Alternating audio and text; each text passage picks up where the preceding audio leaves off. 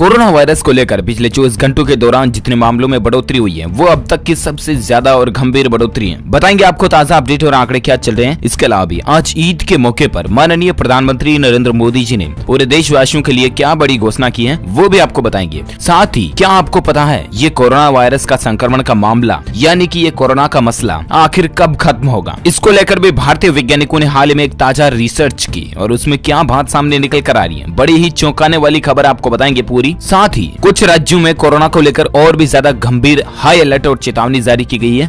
एक एक करके सभी खबरों पर नजर डालेंगे कोरोना से संबंधित। बिल्कुल ध्यान से बने रहेगा हमारे साथ इस वीडियो में और एकदम पूरा लास्ट तक जरूर देखिएगा। मैं आपका बिना टाइम वेस्ट के सीधे ले चलता हूं पहले अपडेट में, जहां शुरुआत करते हैं दोस्तों कोरोना वायरस के ताजा आंकड़ों पर। तो स्वास्थ्य मंत्रालय द्वारा जारी हाल ही के ताजा डिटेल के अनुसार 24 घंटों में रिकॉर्ड तोड़ मामले देखे गए हैं। 6,977 नए पॉजिटिव केस आए, जबकि संक्रमितों का अब टोटल आंकड़ा 1,30,000 के पार पहुंच चुका। एग्जैक्ट अगर संख्या की बात करें तो अभी भारत में संक्रमित लोगों की संख्या टोटल हो चुकी है 1,38,845। तो ये तो भारत में कोरोना वायरस के ताजा आंकड़ों के बाद टोटल संख्या पहुंच चुकी है, राइट। अभी एक्टिव केस की बात करें दोस्तों तो 77,000 से ज्यादा लोग एक्टिव हैं। वहीं 57,000 से ज्यादा लोग डिस्चार्ज हो चुके हैं, जिन्हें हॉस्पिटल से छुट्टी भी दी जा चुकी है। जबकि भारत में जान जाने वाले लोगों की कुल संख्या 4,021 तक पहुंच चुकी है। पिछले 24 घंटों में ही इस महामारी ने 154 लोगों की जिंदगी छीन ली है। ये कुछ मसला चल रहा है कोरोना को लेकर ताजा आंकड़ों पर। इसके अलावा आपको पता होगा कि आज से देश भर में कई राज्यों में घरेलू हवाई सेवा की उड़ान की शुरुआत भी होने जा रही है। देश में अन्य राज्यों की तरफ से सहमति के साथ ही महाराष्ट्र, छत्तीसगढ़, बंगाल और आंध्र प्रदेश ने भी घरेलू उड़ान सेवा को लेकर अनिच्छा व्यक्त की थी, लेकिन हालांकि महाराष्ट्र अब सेवा के लिए तैयार हो गया। वहीं पश्चिम बंगाल और आंध्र प्रदेश फिलहाल भी तैयार नहीं है। विमान सेवाओं की शुरुआत को लेकर नागरिक उड्डयन मंत्री हरदीप सिंह पुरी ने कहा कि पश्चिम बंगाल में घरेलू उड़ान सेवा 28 मई से शुरू होगी, वहीं आंध्र प्रदेश में 26 मई से शुरू होगी, बाकी राज्यों में आज से शुरू होने जा रही है, आपको पता है। चलिए अब नजर डालते दोस्तों अगली खबर पर, जहां बड़ा अपडेट आप देख पाएंगे ईद 2020 को लेकर। ईद की मुबारकबाद देकर बोले प्रधानमंत्री मोदी, सभी लोग रहें स्वस्थ, बढ़ाएं भाईचारा। जहां माननीय प्रधानमंत्री नरेंद्र मोदी ने देश भर में मनाए जा रहे ईद उल फितर त्योहार की बधाई दी है। पीएम मोदी ने ईद की मुबारकबाद देते हुए सभी लोगों के स्वस्थ रहने की कामना की है। ईद उल फितर का चांद देश के विभिन्न हिस्सों में रविवार 24 मई को नजर आया और उसके बाद सोमवार आज 25 मई को ईद का त्योहार मनाया जा रहा है। पीएम मोदी जी ने ट्वीट किया कि ईद मुबारक, ईद उल फितर की बधाई।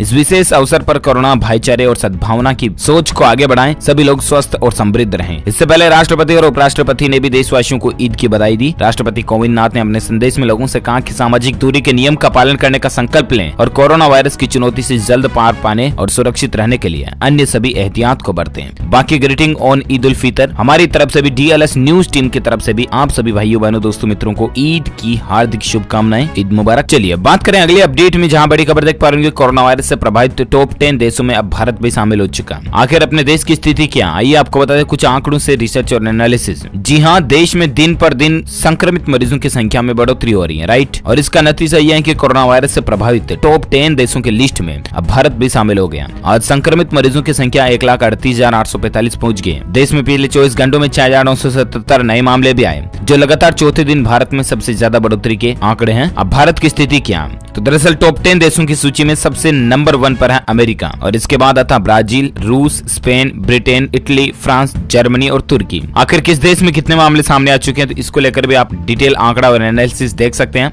जिसमें अच्छी बात तो यह है कि अभी भी भारत टॉप 10 देशों में 10वें नंबर पर ही है, ना कि चौथे, 5, 8, 7वें, है ना। भारत में मामले 31 हैं, इससे जस्ट ऊपर 90 नंबर के देश टर्की में मामले 56 है, 1,56,000। तो ये मसला चल रहा है, भारत की स्थिति आप देख सकते हैं। और इसके साथ ही अगली खबर है कि चिंता ना करें, जल्द ही कोरोना से मुक्ति मिलेगी। जानिए उत्तर भारत में कब तक खत्म होगा ये कोरोना वायरस। जी हाँ, तो दरअसल इसको लेकर पंजाब सेंट्रल यूनिवर्सिटी ने हाल ही में एक रिसर्च किया और दावा किया कि जुलाई के आखिर तक खत्म हो सकता है कोरोना। जी हाँ, आपको बता दें कोरोना वायरस महामारी को लेकर देश दुनिया में चल रहे शोध में कई बड़े दावे किए जा रहे हैं, कभी इसके वैक्सीन को लेकर तो कभी इसके खत्म होने को लेकर। इसी बीच बठिंडा की पंजाब सेंट्रल यूनिवर्सिटी और शिमला की हिमाचल प्रदेश यूनिवर्सिटी में एक रिसर्च किया गया। अच्छा, यूनिवर्सिटी के रिसर्च में दावा किया गया है कि जुलाई खत्म होते तक या अगस्त की शुरुआत में फर्स्ट वीक में उत्तर भारत में कोरोना संक्रमण के समाप्त होने की पूरी उम्मीद है। 12 मई तक के आंकड़ों के आधार पर यह एनालिसिस सर्वे किया गया। पंजाब सेंट्रल यूनिवर्सिटी के फिजिक्स विभाग के प्रोफेसर मुकेश जाखड़ व प्रोफेसर अशोक कुमार और हिमाचल प्रदेश यूनिवर्सिटी के फिजिक्स विभाग के PK आहलूवालिया ने 12 मई तक के आंकड़ों पर एक अध्ययन किया, स्टडी की। और उनका यह कहना कि जून का आखिरी हफ्ता कोरोना का पीक टाइम होगा, यानी कि सबसे ज्यादा मामले जून आखिर में देखने जाएंगे। अभी चल रहा दोस्तों मई, 25 आज हो गया और ऐसे में मई के बाद जून का महीना बहुत ज्यादा गंभीर और सीरियस होने वाला। प्लीज आपसे रिक्वेस्ट है कि लॉकडाउन के नियमों का पालन करते रहें, बिना काम घर से बाहर ना जाएं और अगर जाना जरूरी है तो मुंह पर मास्क लगाकर ही जाएं। बिना मुंह पर मास्क लगाए मुंह ढके घर से बाहर ना निकले प्लीज, है ना। चलिए इसी बीच अगली खबर आ रही है कि महाराष्ट्र की उद्धव सरकार के एक और मंत्री की रिपोर्ट भी कोरोना पॉजिटिव आई है। जी हाँ, आपको पता होगा सबसे ज्यादा गंभीर हालात ही महाराष्ट्र राज्य में चल रहे हैं। और इसी बीच खबर यह भी है कि महाराष्ट्र की मंत्री लोग भी कोरोना पॉजिटिव आ रहे हैं। रविवार शाम को वरिष्ठ नेता की कोरोना रिपोर्ट पॉजिटिव आई। इससे पहले उद्धव सरकार में मंत्री जितेंद्र आव्हाड भी कोरोना संक्रमित पाए गए थे। जितेंद्र आव्हाड के 14 निजी स्टाफ भी कोरोना पॉजिटिव पाए गए थे। इन 14 स्टाफ में 5 पुलिस कांस्टेबल थे जो कि उनकी सुरक्षा में तैनात थे, जबकि 9 लोगों में उनके निजी स्टाफ, घर के नौकर और पार्टी के कार्यकर्ता भी शामिल थे। तो अब महाराष्ट्र के हालात तो आप देख ही सकते हैं कितना गंभीर और किस तरह से आउट ऑफ कंट्रोल हो रहे हैं। देखते हैं सरकार अब इसको किस तरह से हैंडल करती है। फिलहाल अपन नजर डालें अगली खबर में, जहां देख पाएंगे कि कोरोना वैक्सीन जल्दी से जल्दी भारत लाने की तैयारी हो रही है। जहां देश में कोरोना दिन ब दिन बढ़ता जा रहा और भारत कोरोना से सबसे ज्यादा प्रभावित दुनिया के 10 देशों में शामिल भी हो चुका। देश में कोरोना के मामले रोज नए रिकॉर्ड बना रहे हैं और इसके साथ ही इस महामारी से मानवता को बचाने के लिए वैक्सीन पर काम और भी ज्यादा तेज हो गया। दुनिया के कई देशों में इस पर तेजी से काम चल रहा है। भारत भी जल्दी से जल्दी इस संभावित वैक्सीन को अपने लोगों तक उपलब्ध करवाना चाहता है और इसके लिए भारत ने भी अपने वैज्ञानिकों ने मिलकर के इस स्तर पर प्रयास तेज कर दिए। जी हाँ, आपको बता दें डिपार्टमेंट ऑफ बायोटेक्नोलॉजी यानी कि डीबीटी के सचिव रेणु स्वरूप ने इकोनॉमिक टाइम्स को बातचीत में बताया कि वैक्सीन बनाने वाली घरेलू कंपनियों के लिए नियामकीय मंजूरियां देने और दिशा निर्देश तैयार करने का काम शुरू हो चुका है। उन्होंने कहा कि भारत वैक्सीन का सॉलिडेरिटी ट्रायल शुरू करने के लिए WHO यानी कि विश्व स्वास्थ्य संगठन जैसी वैश्विक स्वास्थ्य संस्थाओं के साथ बातचीत भी कर रहा है। WHO ने कोविड-19 के संभावित इलाज के लिए दवाओं का ट्रायल शुरू कर दिया। 8 वैक्सीन दूसरे और तीसरे चरण में तैयार हो रही है। देखते हैं दोस्तों भारत की पुख्ता तैयारी आखिर किस तरह से काम आती है। और ऐसे में दोस्तों भगवान से, ईश्वर से, गॉड, ईश्वर, अल्लाह, ऊपर वाला, जो कुछ भी खुदा आप मानते हो, उनसे यही रिक्वेस्ट है दोस्तों कि प्लीज जल्द से जल्द इस कोरोना की वैक्सीन बन जाए। ये पूरी इंसानी जाति के लिए, मानव सभ्यता के लिए किसी आशीर्वाद से कम नहीं होगा। आप भी प्रे जरूर कीजिएगा। और सीधे मैं आपको ले चलता हूँ अगले अपडेट में, जहाँ राजस्थान राज्य में कोरोना मरीजों का आंकड़ा 7100 तक पहुंच चुका। अब तक 163 लोगों की जान जाने की खबर है। चलिए इसी बीच अगला अपडेट है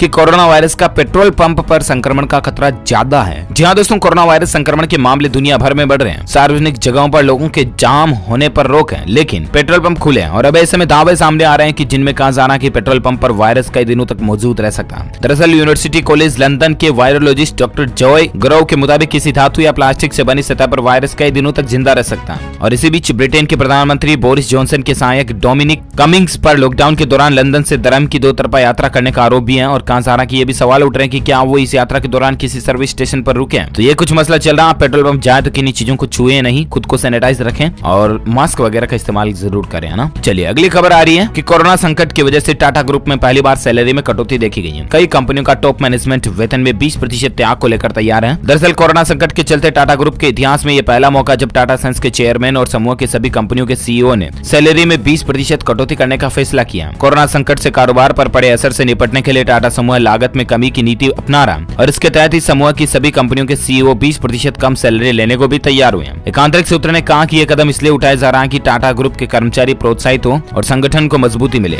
टाटा समूह की सबसे ज्यादा मुनाफा कमाने वाली कंपनी TCS ने CEO राजेश गोपीनाथन की सैलरी में कटौती का ऐलान किया था और यही मसला चल रहा है। चलिए इसी बीच अगली खबर है उत्तर प्रदेश आगरा में कोरोना को लेकर ताजा आंकड़े देख सकते हैं। 2 संक्रमितों की मौत से 33 पर मृतकों का आंकड़ा पहुंच चुका है। 6 नए मामलों की पुष्टि भी की गई है। और इसी बीच अगली खबर है कि 7 दिन से बंद जगह पर कोरोना की संभावना नहीं है। भीषण गर्मी से सतह पर नहीं टिक पाएगा कोरोना वायरस। जी हाँ, यहाँ पर एक राहत की खबर और अच्छी बात ये निकल कर आ रही कि गर्मी का सीजन, गर्मी का मौसम आने में है, राइट। और इसी बीच अमेरिका के सेंटर फॉर डिजीज कंट्रोल यानी कि CDC का कहना है कि गर्मी की वजह से वायरस सतह पर ज्यादा देर टिक नहीं पाएगा। CDC के इस बयान को अहम माना जा रहा है क्योंकि देश में इस समय भारी गर्मी पड़ रही है और कोरोना संक्रमण तेजी से बढ़ रहा है। अमेरिका में कामकाज शुरू करने के लिए CDC ने कुछ समय पूर्व ही रीओपनिंग गाइडलाइंस जारी की है। इनमें विशेष तौर पर कुछ उपाय सुझाए गए हैं कि किस प्रकार कार्यालय में सावधानी बरतनी होगी और सामान को संक्रमण रहित करना होगा। इन्हीं दिशा निर्देशों में सार्वजनिक स्थलों पर मौजूद ऐसी कई सतहें हैं जिनके वायरस के संक्रमण की आशंका हो सकती थी, लेकिन बाद में कहा गया कि वहाँ नियमित साफ सफाई करके संक्रमण से बचा जा सकता है क्योंकि सतह पर वायरस वैसे भी कुछ ही घंटे टिक पाता है, लेकिन गर्म मौसम एवं सूरज की रोशनी इसके जीवित रहने के समय को और भी कम कर देती है। पूर्व के अध्ययनों में कहा गया था दोस्तों कि स्टील, लकड़ी, प्लास्टिक आदि पर कोरोना वायरस 48 से 72 घंटे तक जीवित रह सकता है, लेकिन CDC की नई गाइडलाइन को अगर देखें तो गर्मी के चलते इतने समय तक वायरस के जीवित रहने की कोई भी संभावना यानी कि चांस ही नहीं बनते हैं। और ये राहत की बात है, लेकिन फिर भी आप ध्यान रखें, अपने खुद की आसपास की चीजों में साफ सफाई बनाए रखें। अपने परिवार वालों के लिए प्लीज घर से बाहर ना जाएं आप बिना काम। और इसी बीच अगली खबर देख सकते हैं कि शिमला में भी कोरोना वायरस की एंट्री हो चुकी है। मुंबई से लौटे 3 युवक कोरोना वायरस से पॉजिटिव पाए गए हैं। जी हाँ, हिमाचल प्रदेश की राजधानी शिमला में भी कोरोना वायरस ने दस्तक दे दी है। यहाँ 3 युवक कोरोना पॉजिटिव पाए गए हैं, जो कि शिमला के चौपाल रोड पर देहा में तीनों युवक क्वारंटीन थे और ये मुंबई से कहीं से आ रहे थे और इसके बाद पॉजिटिव निकल गए हैं। ओके दोस्तों, तो इसी कड़ी में ये आज की कोरोना वायरस से संबंधित बड़ी खबरें, मुख्य समाचार, today breaking news, India news headlines news का अपडेट वीडियो फ्री होता। आप मुझे नीचे कमेंट करके बताना जरूर कि आपके राज्य या शहर में अभी कोरोना संक्रमण की संख्या टोटल कितनी पहुंच चुकी है, कितने लोग कोरोना से संक्रमित हो चुके हैं और आपका एरिया कौन से जोन में आता है, रेड जोन, ऑरेंज जोन या ग्रीन जोन में। कमेंट करके बताइएगा ताकि मैं आपके राज्य के समाचार भी आपके मोबाइल तक पहुंचा पाऊंगा। दिल से इस वीडियो को लाइक करना, ज्यादा से ज्यादा अपने दोस्तों के साथ फेसबुक और व्हाट्सएप पर शेयर भी करना। और हाँ, अगर आप DLS न्यूज पर पहली बार आए हैं ना, तो चैनल को सब्सक्राइब करके बेल आइकन भी जरूर दबा देना ताकि आपको रोजाना के ताजा अपडेट्स तुरंत मिलते रहेंगे। Thank you, take care, good bye, Jai Hind, जय भारत, वंदे मातरम।